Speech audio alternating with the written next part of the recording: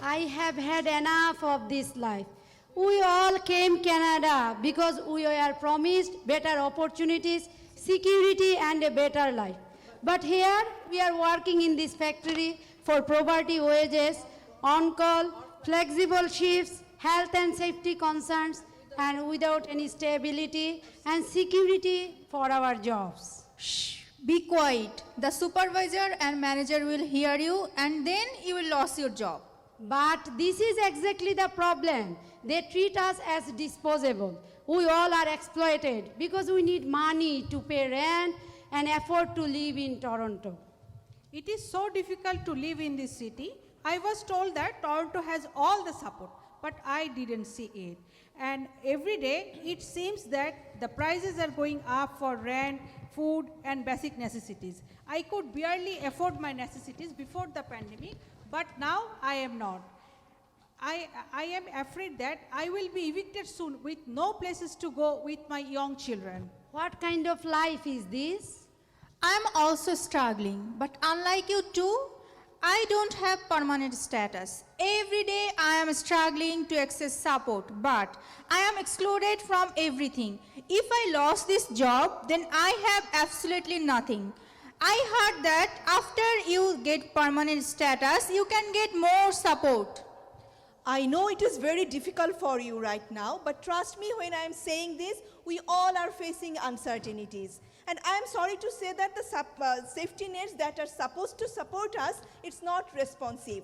And I have been on wait list for housing more than 8 hours and no luck yet. And even when I got injured in my workplace, I couldn't apply for WSIB and I couldn't apply for EI as well. And the social assistance is nowhere not enough. And who knows what will happen when I will get returned, because my CPP is not enough for applying that. What about doctors, education and childcare and other social support? I lost my family doctor before the pandemic because she retired. Still today, I did not have any family doctor because there is no space. I also went to the hospital for my children, but I have to wait in the long line for more than 8 hours. And childcare and education, yes, education is free, but no childcare. Do you imagine? I lost my childcare subsidy because I lost my job before the pandemic. I am staying at home. I am still struggling to renew it and get back on the long waiting list for childcare. All social support safety nets have holes in them, and the hole is growing day by day. More and more people are falling through, but there is no conversation about how to close them. What is this? Because of the economic and political uncertainties and environmental disaster, I and my family were struggling to feel safe and secure in back home. I was told that if I can come to Canada, then I could find some security. I am going through this difficult and inhuman immigration process while draining myself and my family's minimal resources since I am not eligible for safety nets. We are doing all this because we were told that we can finally find the safety and security we were looking for after getting permanent status. Now you are telling me that my situation may not change.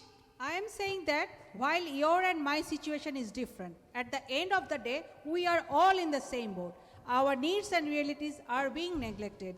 We are being told to be patient because there are budget deficiencies and crises.